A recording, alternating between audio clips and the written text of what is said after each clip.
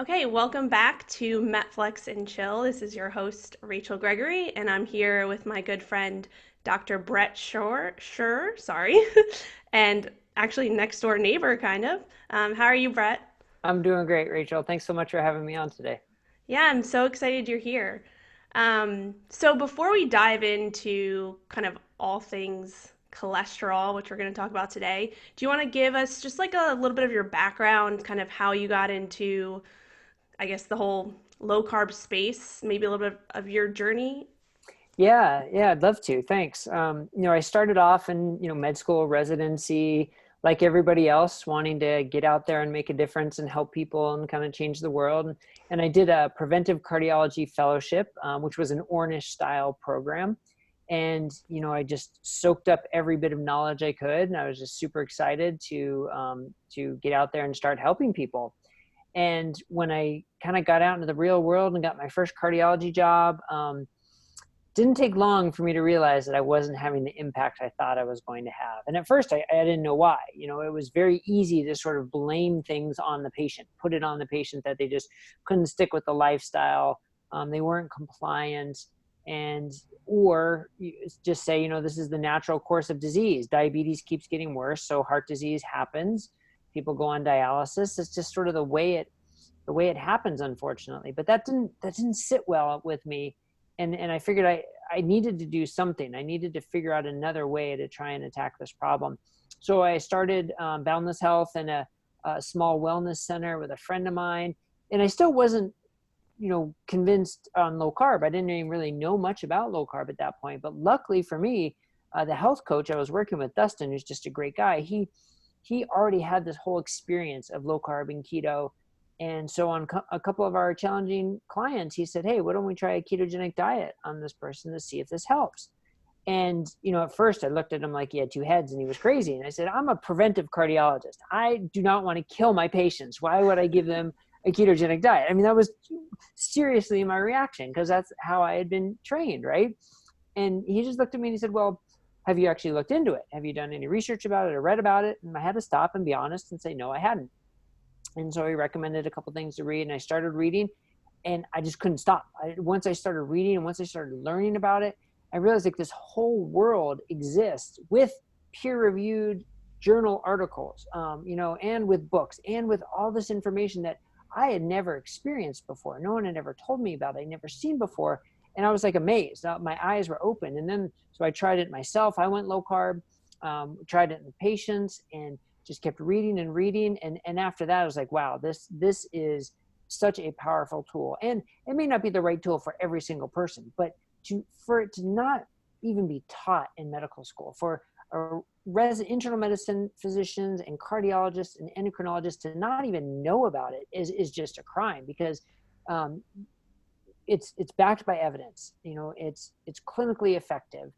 People thrive on it and do so much better. We can do so much better with a low carb diet than we can with low fat diets or with medications in a vast number of people, that how could we ignore this? So that just got me, that got me rolling, and I haven't stopped since, because it can be so powerful for helping people. Yeah, for sure. I totally agree. And how long ago was that when you got into That it? was like 6 years ago now. Okay. Yeah, so we were kind of along the same timeline. That's exactly like when I dove into keto and low carb for my study with when I did it with CrossFit in grad Mm-hmm. school. It was the same thing. Like I discovered it and I was like, wow, what is this? And just like dove into all the research and just couldn't stop, like you said. Yeah. So yeah, I think that was about like 5 or 6 years ago as well.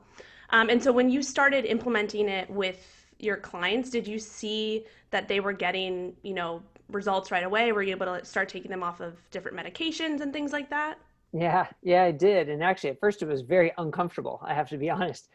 Taking people off medication, especially diabetes medications, because as a cardiologist, I tended to not put people on insulin or put people on metformin. That was the endocrinologist and the primary care doctor's job. But now all of a sudden, with people going on low carb and keto diets and their blood sugars normalizing, and I was the one implementing it, I felt sort of responsible. So I was now helping them with their medications. And at first I was a little uncomfortable doing so, but once I got some experience doing it and saw how the patients could thrive and get off medications, it was a brave new world. I mean, deprescribing was not a word I'd ever used before. Taking people off medications was not something that happened. And now all of a sudden it was becoming commonplace, which was pretty amazing. And I was not writing in the chart as much. Patient could not comply with lifestyle recommendations. Patient failed lifestyle recommendations. Instead, I was writing, patient has lost 20 pounds. Patient has more energy. Patient feels great. Patient's, HDL and triglycerides look so much better. Their diabetes has improved. Like, those are things I was not writing in the chart before, and now all of a sudden I was. Wow, that is absolutely amazing. Yeah. That's just so cool. So, on the lines of kind of looking at their charts and their lab work and stuff like that, I know that there is a lot of confusion, especially for myself and just a lot of clients I work with. And, you know, people ask me questions on social media all the time about cholesterol and stuff like that. What, in terms of like the lab values, what are the most kind of important lab values that we should be looking at in terms of like our general lipid panel? If we go to the doctor, we get our blood work done, it shows us our total cholesterol, HDL, LDL, Mhm. triglycerides. What is that actually telling us? Because Yeah. there's a lot of, I feel like there's a lot of confusion in terms of people just look at their total cholesterol, or even the doctors just say, hey, these are your numbers. Like, they're really high. I need to put you on a medication. Like, can we talk about like the reason why that is, like, what's wrong with that, and also what should we actually be looking at? Yeah, great questions. So for starters, total cholesterol is, I don't want to say meaningless, but it's sort of close to meaningless in my eyes, because total cholesterol includes LDL, HDL, and then the remnant cholesterols, which is usually calculated as triglycerides divided by 5.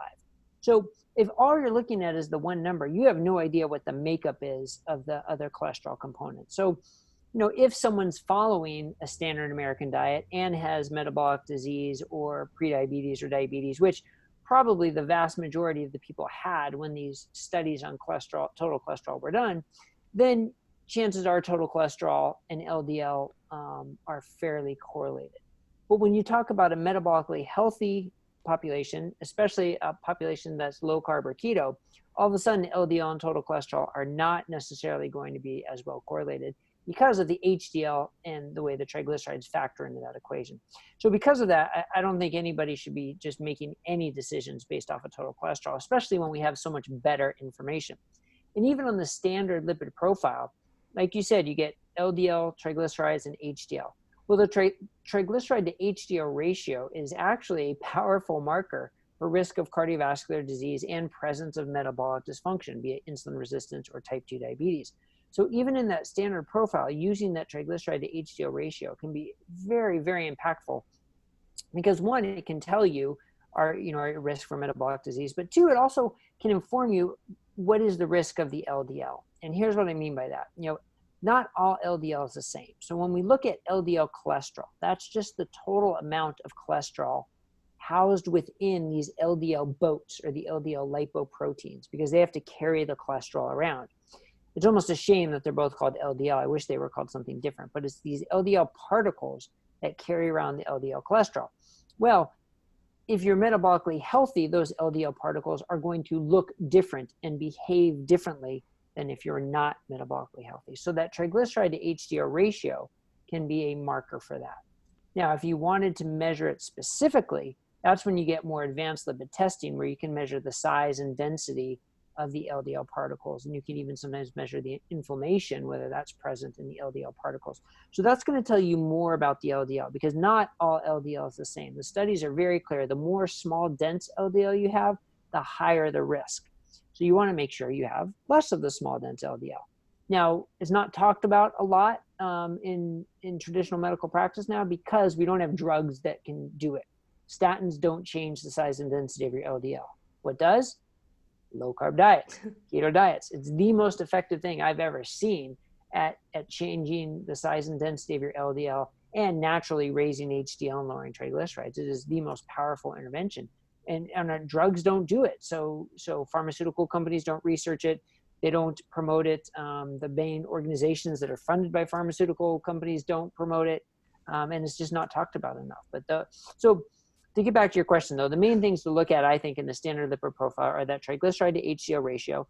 Now the LDL, the total amount of LDL does matter, but it needs to be put in perspective. And that's why I like more advanced testing to know your particle number, and to know what the size and density and inflammatory characteristics of the LDL are, because that's going to tell you how the LDL behaves and where on that risk profile does your LDL sit.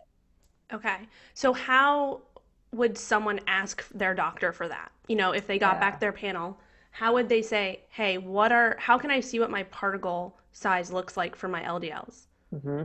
What would they Yeah, ask? Yeah. you would have to ask for advanced lipid testing, and it can, depending on where it's done, it can have a couple of different names. Like with LabCorp, it's called an NMR lipoprotein. With Quest, it's called an Cardio IQ Advanced Lipid Panel, and different labs will call it different things. So, but the key is to say, I want more advanced lipid testing to know the size and density of my LDL, because I've heard that with nutritional changes, you can really make an impact on that more than you can with drugs. And because they're going to, the main societies like the American College of Cardiology specifically say that those are not recommended. And again, I think that's because it doesn't change with drugs. If you put somebody on a statin, if your only decision is statin or no statin, it doesn't matter what the size and density are, because it's not going to change. You're only going by that total LDL.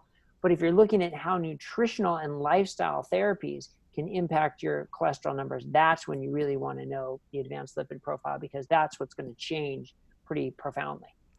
Gotcha, gotcha. Okay, that makes sense. And then in terms of some other measures, some other testing that we can do to really see like what's going on inside our arteries, Mm-hmm. there's something that I think has become a little bit more popular, the CAC, or the Coronary Artery Calcium Score.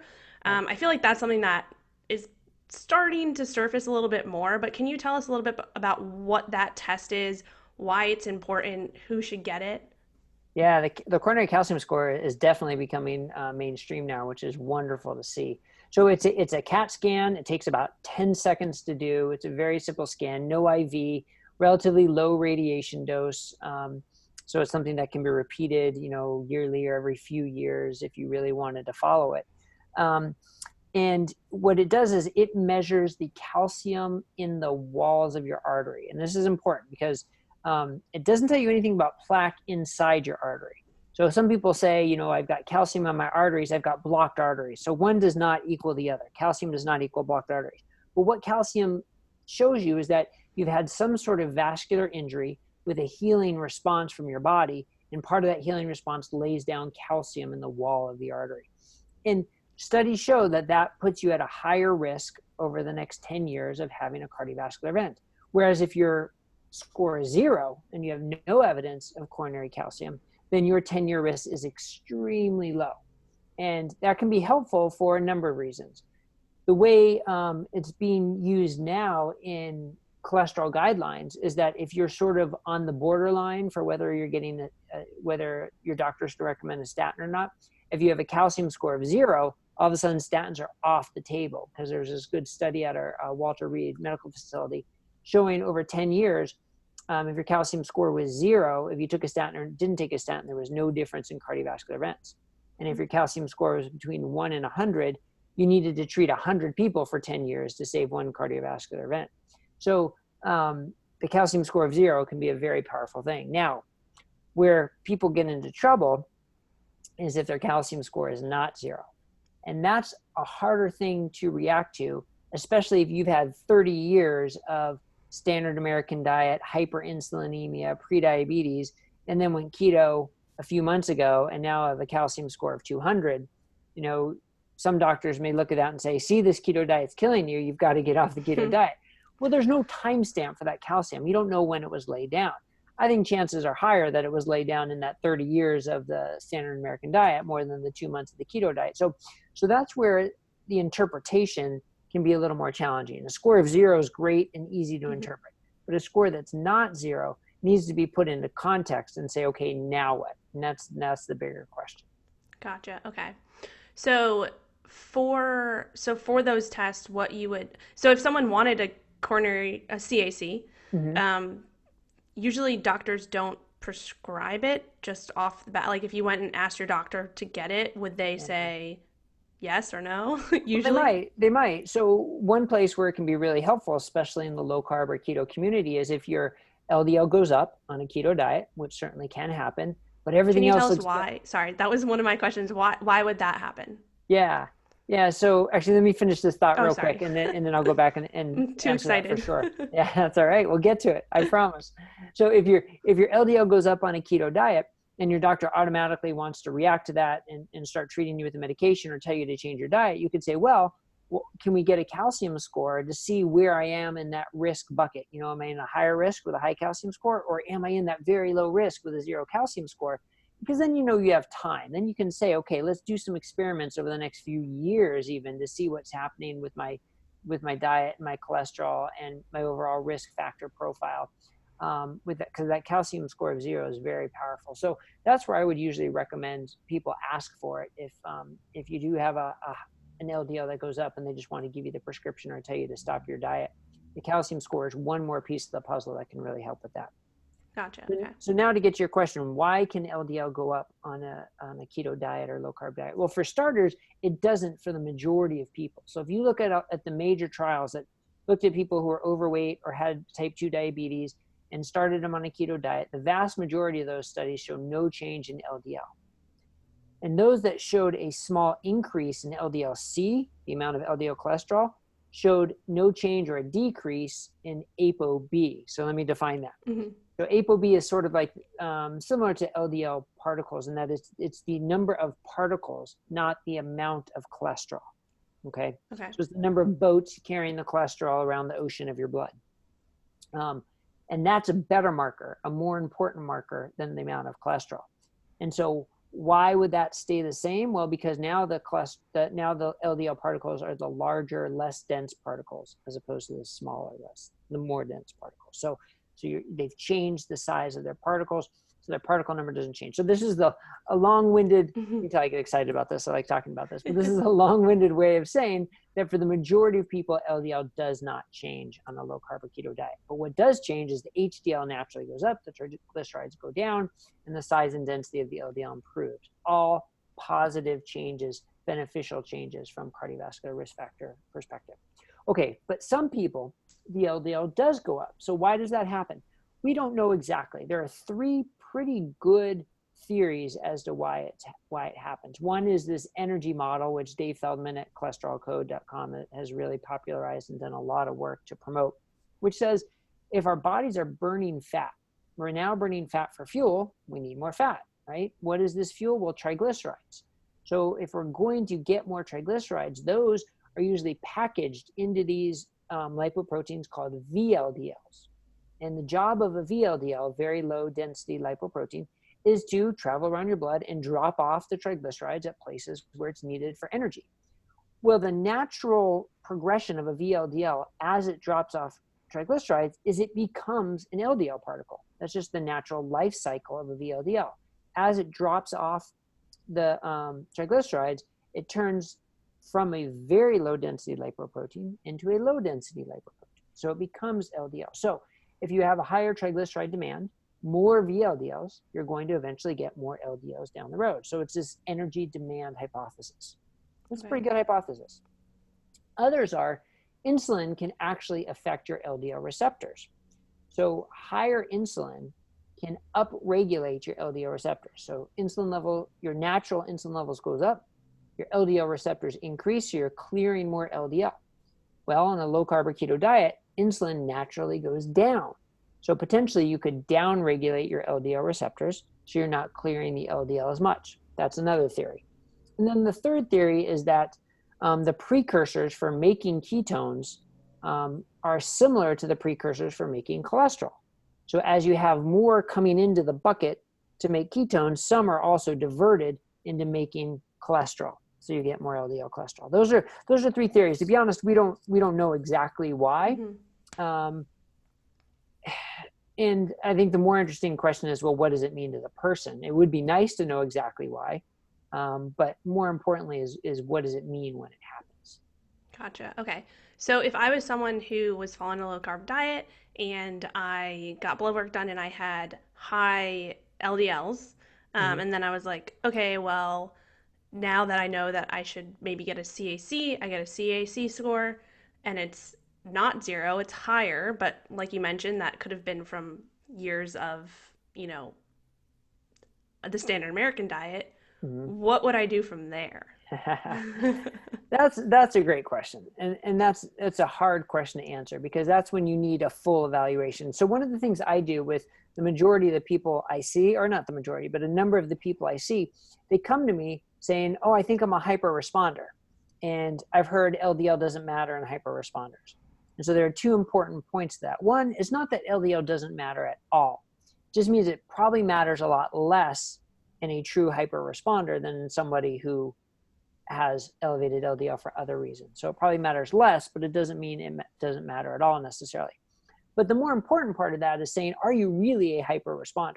Because what does it mean to be a hyper responder? It means you didn't have high LDL before, your LDL shoots up on a keto diet, your triglycerides are low, your HDL is high, your size and density of your LDL is good in the larger LDL. You don't have many remnant cholesterols, these VLDLs sticking around, and you don't have a strong family history of heart disease, and you don't have hypertension, and you don't have diabetes or insulin resistance.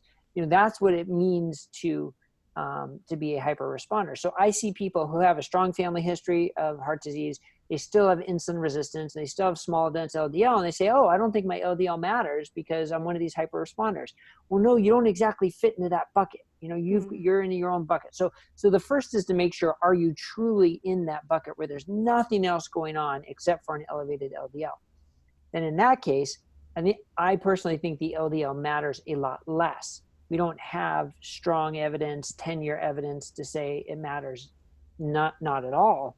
But I think we have enough evidence to say when you look at the studies that look at HDL and triglycerides, that the risk of high LDL is much lower when you have high HDL, low triglycerides, which is sort of the beneficial pattern. So it matters Okay. less. Now, does that mean you can ignore it? I don't know. I don't think so necessarily. Does that mean you have to treat it with a drug? Again, kind of depends. Mm-hmm. So what I do with a lot of my patients is we just have to talk about it. We have long discussions time after time about this and about ways to follow it. There's certain tests we can do. Can we look at the calcium scores, the carotid intima media thickness test, follow these over time, keep checking your lipids to make sure they stay in the right profile. But the other question is, what benefits are you getting from the diet? And this is where it's really interesting. If you're treating somebody for weight loss or for type 2 diabetes or insulin resistance and you're seeing great improvements, all right, you've got reason to stay on the diet. If someone just heard of the diet and thought they'd try keto just because it was trendy and wanted to give it a try, maybe that person doesn't need to be keto, right? Maybe they should be a moderate low carb diet, and they're not going to notice much of a difference for them, but maybe their cholesterol will then sort of quote unquote get back to normal. So the other question is, what benefits are you getting? And some of those people who are just trying because they thought it was trendy, all of a sudden they're like, wow, I only need to eat once or twice a day. I don't have to worry about food. My energy's great. I'm thinking better. Okay, that's reason enough to stay on it too. But if someone's like, meh, I thought it was kind of cool, but I didn't notice a whole lot, then maybe they should eat more carbs and not have to worry about their cholesterol. Gotcha. Okay. Yeah, that makes sense. You have to look at the whole lifestyle factors and the lab work and what's going on there is only one piece of the puzzle, like you mentioned. Yep. What are the other factors that are involved? And that's something that I've really honed in on when I work with clients now too. Is a lot of clients come to me for they're looking for weight loss and fat loss, and so that's one piece. The nutrition is one piece of the puzzle. It's a very important piece of the puzzle, but it's only one piece of the puzzle. So that's like with my clients, we always do like we track their biofeedback. So how much they're sleeping, how their Mm-hmm. stress management is, what their cravings and hunger are like throughout the day, how they're recovering, what their exercise performance is like. All of these things, right? All these biofeedback markers will determine your success long term. It's not just, if you're looking to lose body fat or lose weight. It's not just that you're, following a specific diet and you're in a deficit or whatever it may be, but what's happening with all these other things? Like that's the lifestyle and that's the big picture that I think a lot of people miss out on when they do embark on, changing their diet and things like that. So I think it's super important to kind of take a step back and look at that overall. Yeah, Yeah. it's very good, very important point. I mean, we focus so much on nutrition and on diet because, we have to encounter it multiple times a day. We have to eat, right? So Yeah. it's very important. It affects everybody, but so do all these other aspects of our life and our health. Yeah. And actually, one other thing I should have mentioned though, just because your LDL goes up on a low carb or keto diet doesn't mean it has to be that way, right? There's not one keto diet. There are so many Mm-hmm. different versions of it. So, as a medical director at dietdoctor.com, I just wrote and published a guide about lowering your LDL on a low carb diet, because there are tips you can do to try and lower your LDL while staying on a keto or low carb diet. Not everybody needs the butter and the cream in your coffee first thing in the morning. Not everybody needs to put the extra butter on your ribeye steak. Maybe you just Mm-hmm. have the ribeye without the butter, and there are certain excess saturated fats that you can cut out pretty easily and not really notice much of a change. And that's one thing that it can be enough for some people to lower their LDL. The other thing is making sure you're getting enough fiber. Fiber can help naturally lower LDL, whether it's psyllium husk or even if it's just fibrous veggies. And you can do that easily and still stay in a keto diet. Working on the saturated to monounsaturated fat percentages can help regulate LDL in some people, not everybody, but in some people can definitely have an effect. So there are tools you can put into place to try and regulate this a little bit while staying on a keto diet. So definitely, your viewers can check out dietdoctor.com to Mm-hmm. check out the post that I put in there. For sure, for sure. Yeah. So while we're on the subject of saturated fat, I just want to talk a little bit about um, kind of it's gotten better over the years, but there obviously was a period of time when saturated fat was the devil, right? Can you talk a little bit about why that's because I know a lot of people still don't necessarily understand Yeah. saturated fat or even know where it comes from, but can you talk a little bit about why it might not be the devil that it was portrayed years ago and kind of during the whole low fat period of time? Yeah, and I wish I could agree that it's not promoted as that anymore, but it still is in so Mm-hmm. many different circles. And it seems like every week or every month I'm writing an article for Diet Doctor debunking a big observational study trying to prove that saturated fat is harmful. And here's the problem: all of the evidence that saturated fat could even be potentially harmful, the overwhelming majority comes from these observational trials. So an observational trial, I don't even want to call it a trial because it's hardly even a real study. What they do is they just follow people over years, sometimes over 10, 20 years, and they'll fill out a food frequency questionnaire. How often did you eat steak? How often did you eat eggs? How often did you eat bacon? How often did you eat cheese? And they may do it once, twice, or maybe at most 3 times over a 10 or 20-year period. And that's supposed to be an accurate assessment of what Yeah. they ate. So first of all, garbage in, garbage out, right? You're starting with pretty poor quality data. But then what they do is they just crunch the data. Okay, who had heart attacks, who had strokes, who died, who got diabetes, what were they eating? Oh, look, it looks like those people who had more foods with saturated fat in them also had a higher risk of heart disease. Therefore, we're going to promote it as saturated fat causes heart disease. That's not how science works. That's not how science works at all. But yet that's how, and actually I shouldn't, a lot of the times it's not the scientists who are promoting it as such. The scientists just say there's an association and then the media runs wild with Mm-hmm. it saying that one causes the other. But that's not how science works. So in a study like that, I mean, there are so many uncontrolled variables because what you see is those people, especially when the data was being done in the 80s and 90s and early 2000s, those people were eating more saturated fats, were eating the burgers and the fries and the soda, right? They were eating, some studies, 1,000 calories more per day than those who are eating less saturated fat. So right away, I mean, how do you control for that? And Mm-hmm. the people who were doing this were ignoring the oft promoted low fat message. So were they people who didn't care about their health because they were ignoring what people said were healthy? They were ignoring their doctor. Were they not going to their doctor? And there's so many other factors that you can't control. So how do you know it was the saturated fat that caused the problem? You don't at all. And then you add to that, the risks are like razor thin, right? You can calculate what's called a relative risk. So 1.0 being no difference. And these are like 1.1 or 1.2, maybe in an amazingly positive study, it can be 1.4. Well, let's put that into perspective. The relative risk of smoking causing cancer was 30, not 1.30, but 30, right? Jeez. And now here we're talking about 1.1, 1.2. I mean, the risk is minuscule. So there was a great series of papers that came out in the Annals of Internal Medicine. And both Adele Height and I both wrote articles about this at Diet Doctor, that it looked at this new, I shouldn't say new, but this sort of improved way of looking at studies called GRADE, GRADE, and it's an acronym. I forget exactly what it stands for, but it's basically looking at the quality of the studies, not giving this weak epidemiological study the same strength as a randomized controlled trial, which is a much better trial.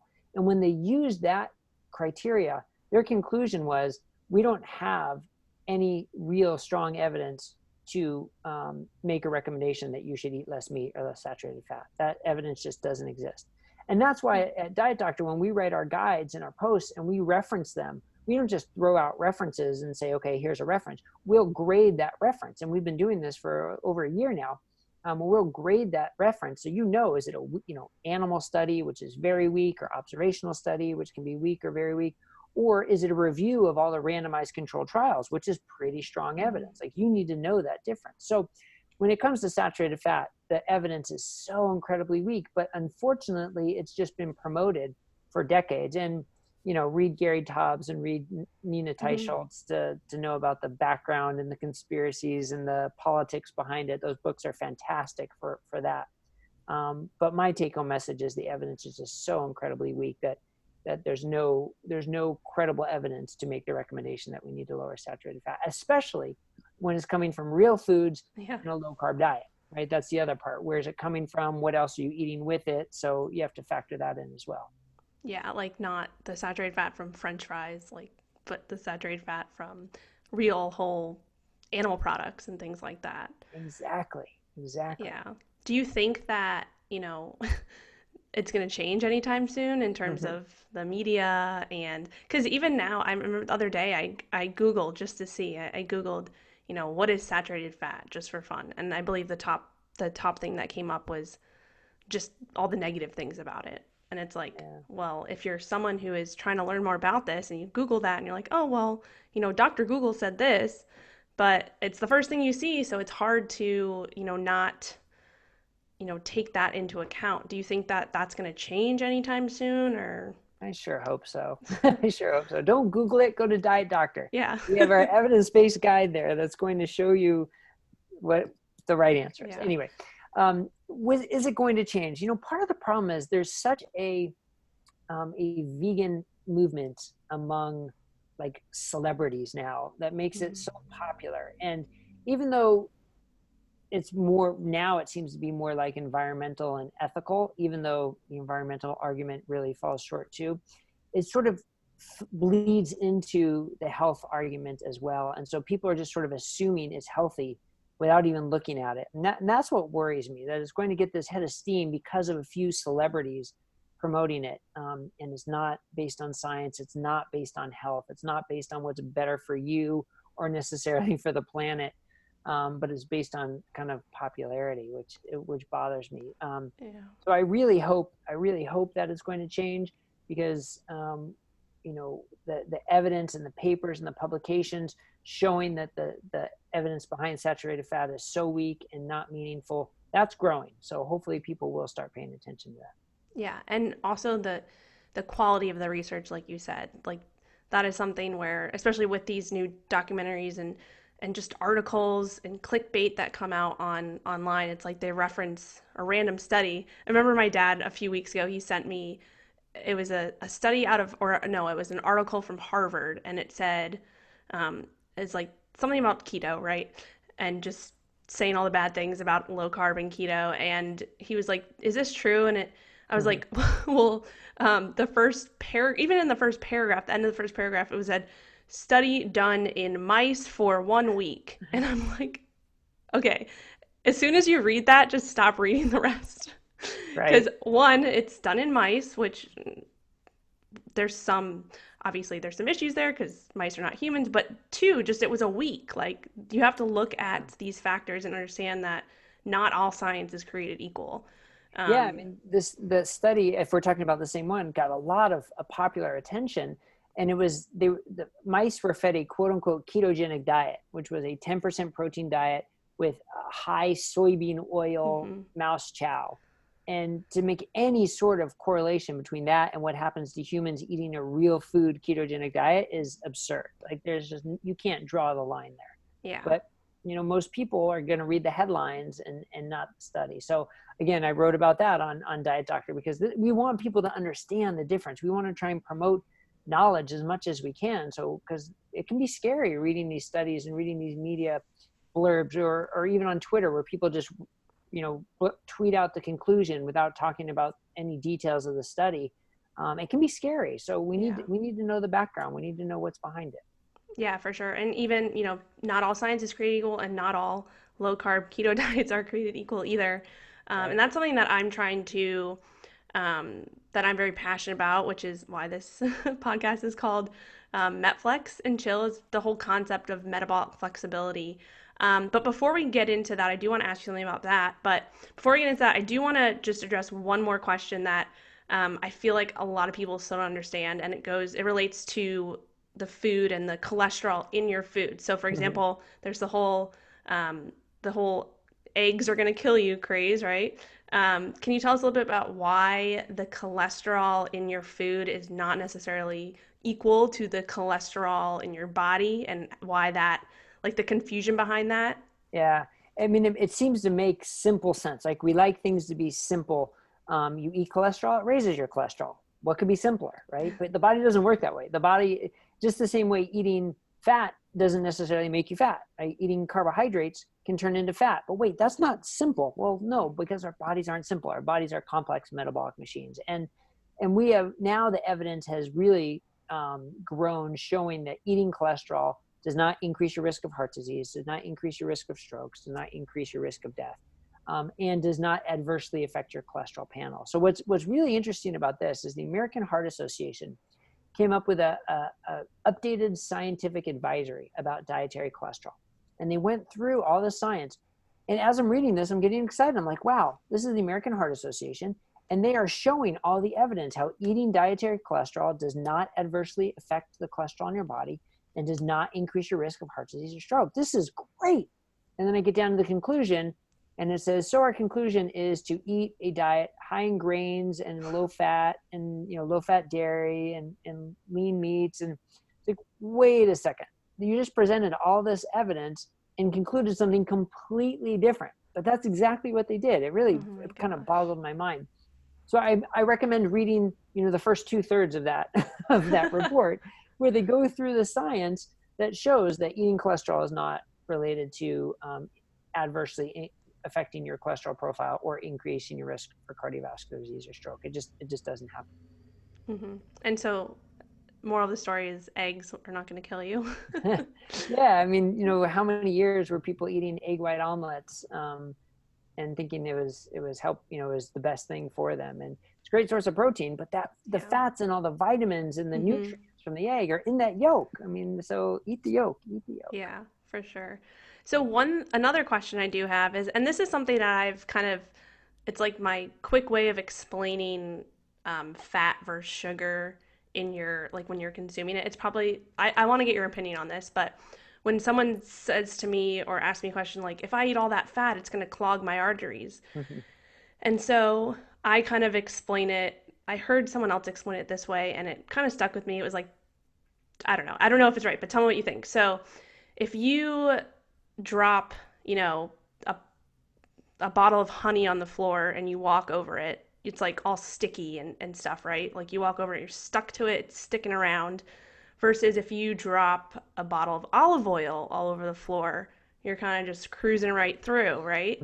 So it's like this is how I think about it. If you're eating tons and tons of sugar, that's sticky. It's causing more inflammation within your arteries, things like that, versus if you're eating healthy fats. So notice I said a bottle of olive oil, not a bottle of canola oil. That it's not that it's not necessarily clogging your arteries because you can think of it more smooth. Does that is that like a very bad way of explaining it, or It's what do you interesting. think? I like the visual, I like the analogy, but I'm not sure it necessarily correlates. Because again, Yeah, that seems to imply you eat something sticky and it stays sticky throughout your whole body, right?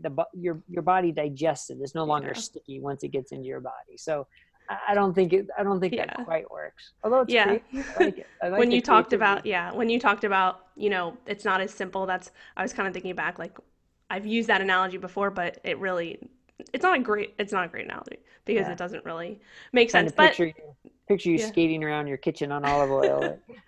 yeah, but, Yeah, so it doesn't quite work that way. But the same way, it doesn't work that you eat fat and the fat goes hmm right to your arteries and clogs your arteries. No, it doesn't work that way. So, you know, the process of arterial sclerosis or developing plaque in your arteries is very complex. It's not so simple as you have more LDL particles, the LDL goes into the wall and creates a plaque. No, there's vascular injury, there's vascular inflammation, there's a response from the LDL. The LDL has to get retained in the wall, and that's more likely to happen if it's modified or oxidized or glycated, or if your HDL aren't functioning well, or if your glycocalyx isn't functioning well. There are all these steps.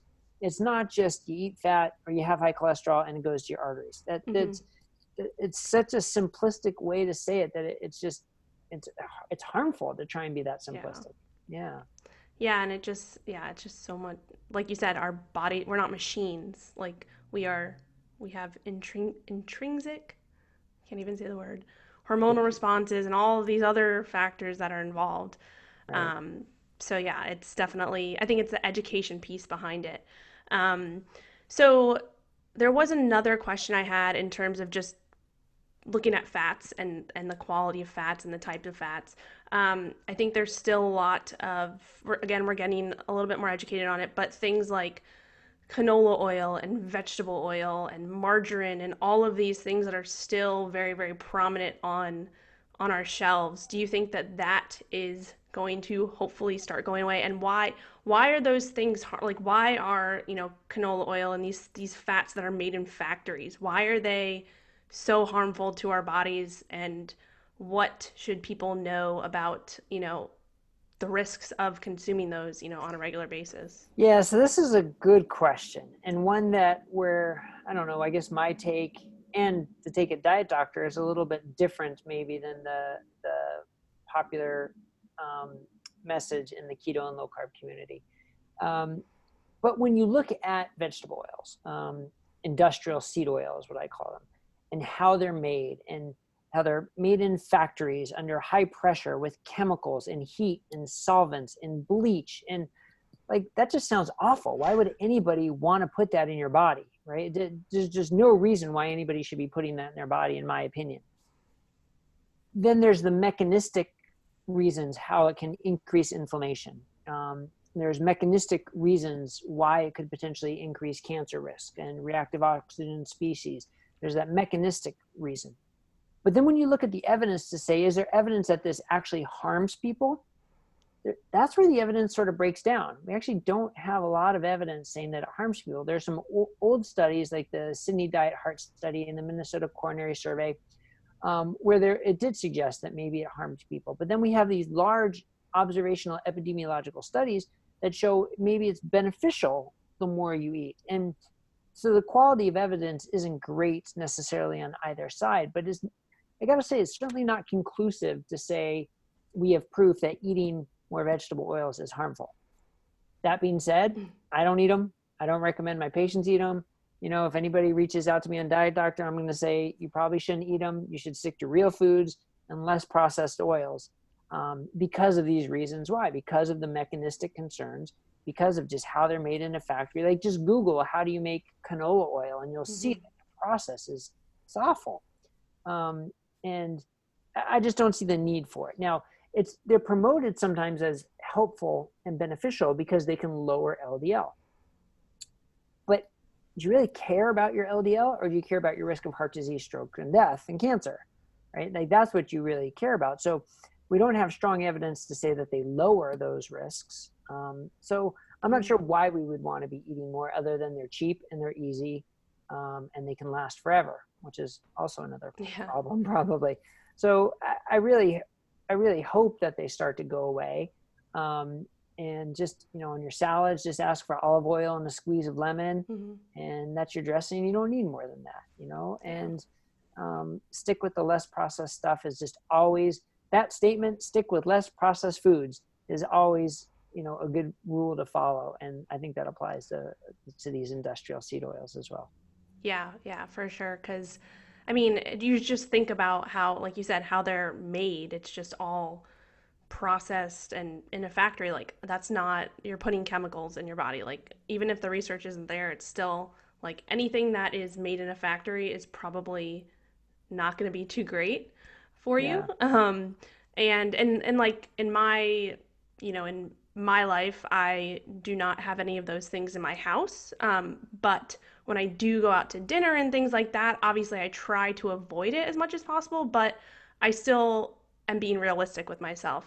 I want to go out and enjoy a meal at dinner. And if some things are, cooked in canola oil now and then or things like that, I'm not going to be super, super anal about it, but I'm aware of it. And even just like ordering brunch or ordering an omelet, all you have to say is, hey, instead of cooking it in the canola oil or whatever oil you use, can you just either cook it in butter or dry or whatever it may be? It's just that simple, like, ask. You'll never receive if you don't ask, right? You never know what's possible if you don't ask. So it's those little things, but it's also realizing that, like, if 80 to 90% of the time you're consuming healthy, high quality fats in your home, and then maybe there's like this 5 to 10% time that you're out to dinner, you're consuming those things.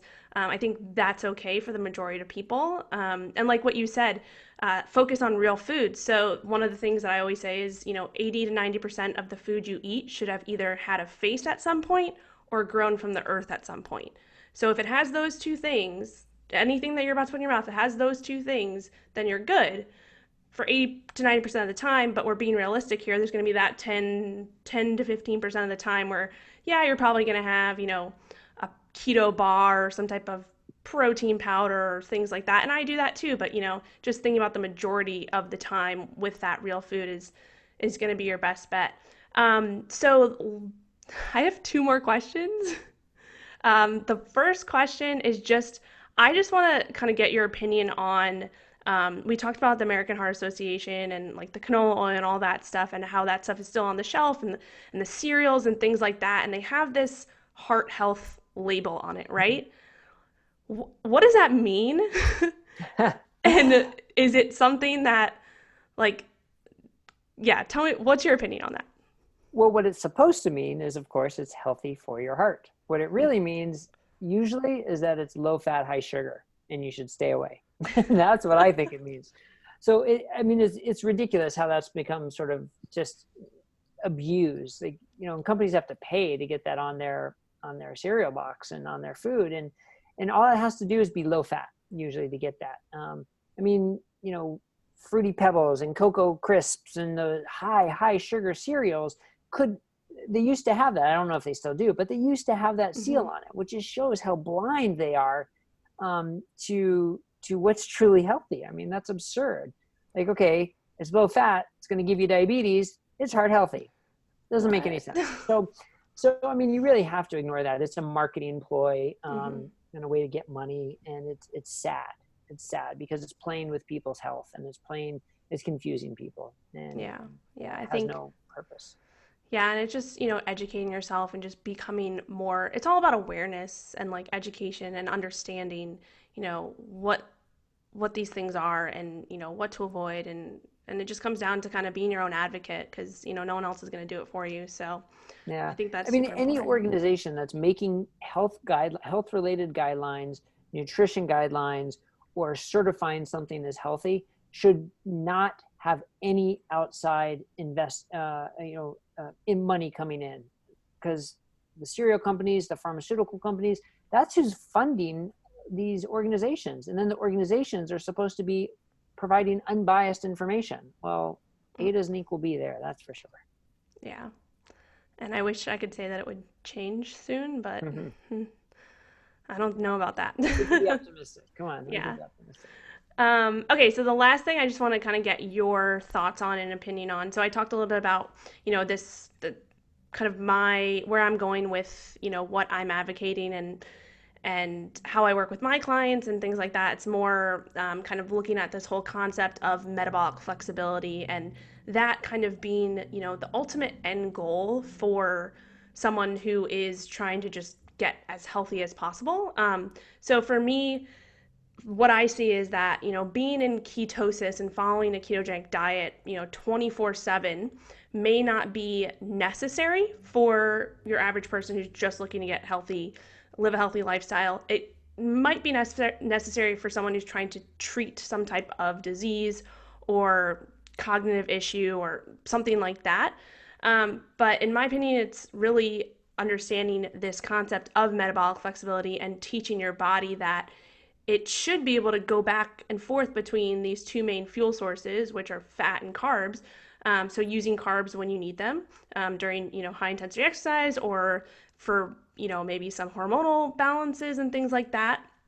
And then obviously using fat and ketones when you are just at rest. You're working throughout the day, things like that, where you're not exerting yourself. So what's kind of your opinion on this concept of dual fuel and metabolic flexibility and being able to be as efficient as possible? Tell me a little bit about what you think about that. Yeah, it's a great point and a great question, and one that I think we're going to continue to learn so much about. And I agree completely with what you said. If you are trying to reverse morbid obesity or reverse your diabetes or your metabolic syndrome, then being in ketosis has a strong role. And I think that's where you should be in ketosis. If you want to be as healthy as you can be, you're not fighting any of those medical problems, but you don't want to in the future. And you want to lower your risk of cancer and Alzheimer's and heart disease and just promote overall health. Then do you need to be in ketosis all the time? I agree with you. Probably not. Now, the question for me is, do you want to sort of cycle on a day-to-day basis, or do you want to cycle in chunks of months at a time? Because if you think about it, evolutionary, like we probably weren't necessarily in ketosis all the time in the summer when more, berries were available and fruits were available and we could eat more. And then we were probably in ketosis more in the winter months when Mm-hmm. those weren't available.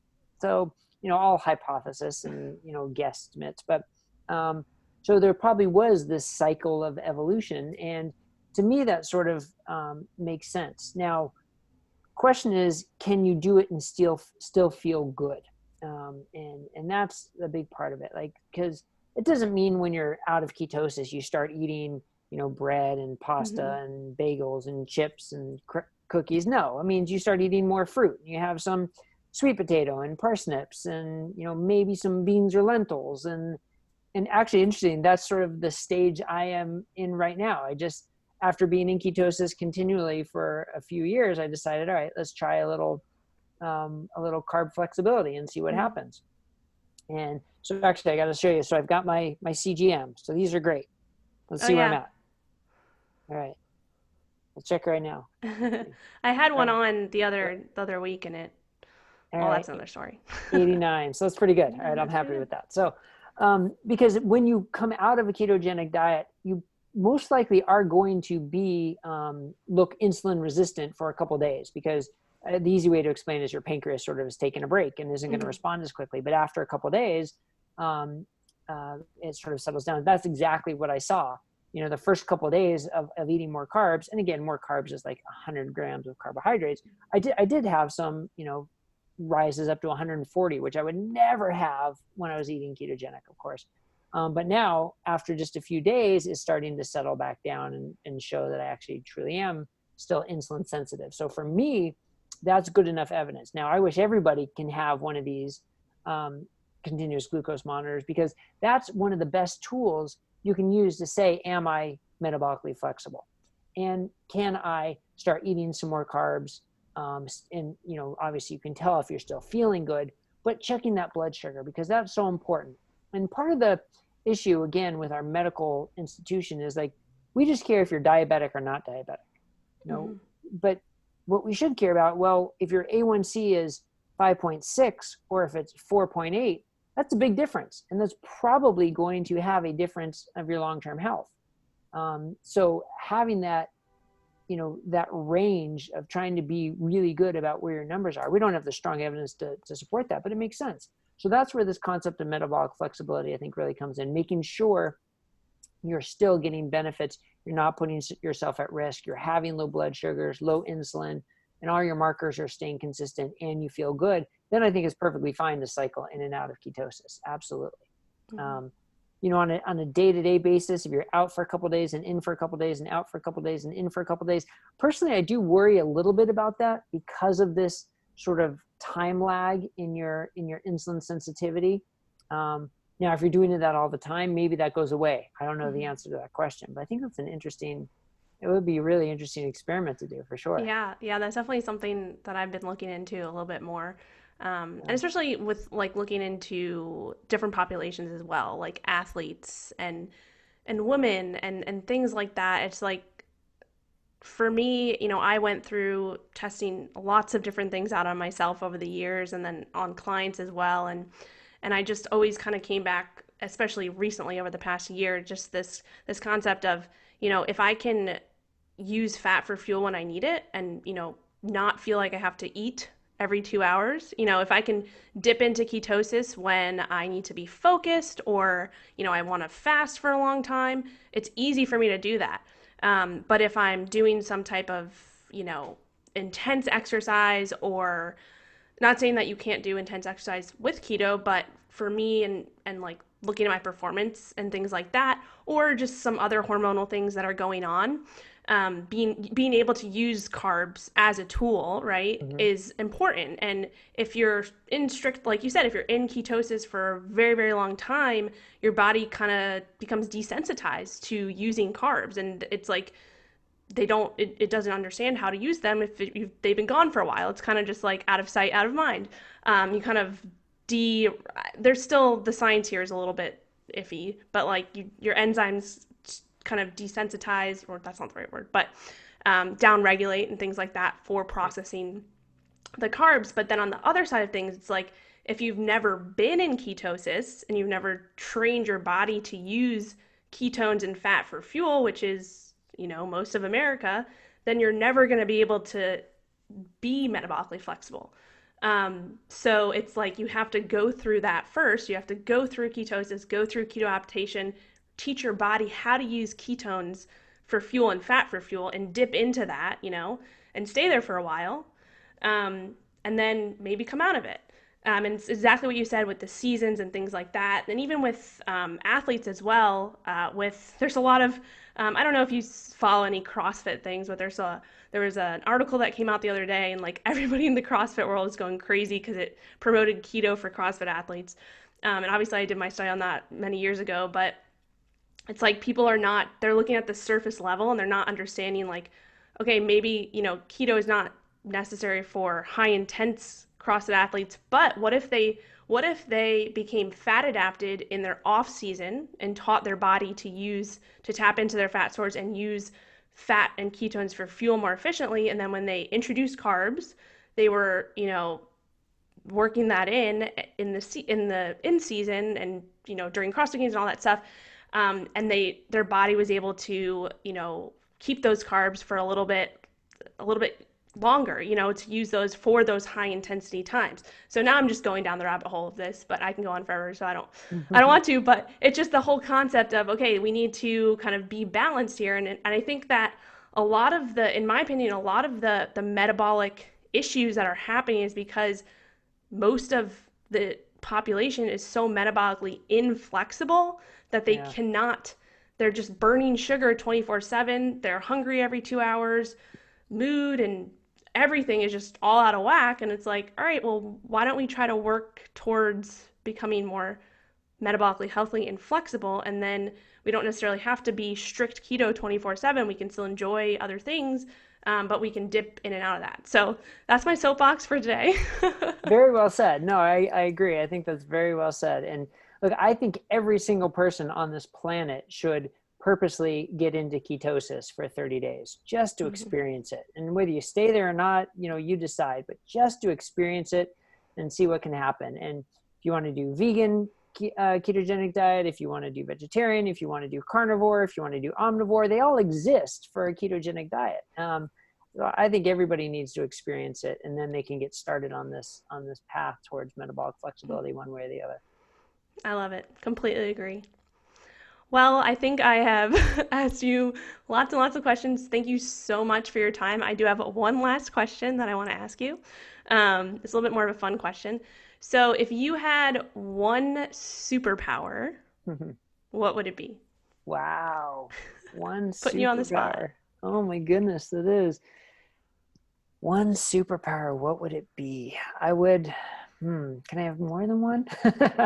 Sure. I would just want people to be kind to each other, just have people be kind to each other and respect each other and take care of each other. That would be my superpower.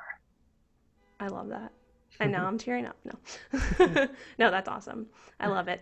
All right. So, do you have anything cool on the horizon coming up for you in your business? Well, we've got a lot going on at Diet Doctor. We're releasing a continuing medical education course, a CME course on therapeutic carbohydrate restriction. So for doctors, for nurse practitioners and PAs and nutritionists, everybody can get continuing education credits. It's going to be free. I want everybody to take this. I want everybody to share it with their physicians and their healthcare practitioners, because we just want as many people as possible to know about the clinical uses of carbohydrate restriction and low carb diets. I think it's so important. So that's coming out soon.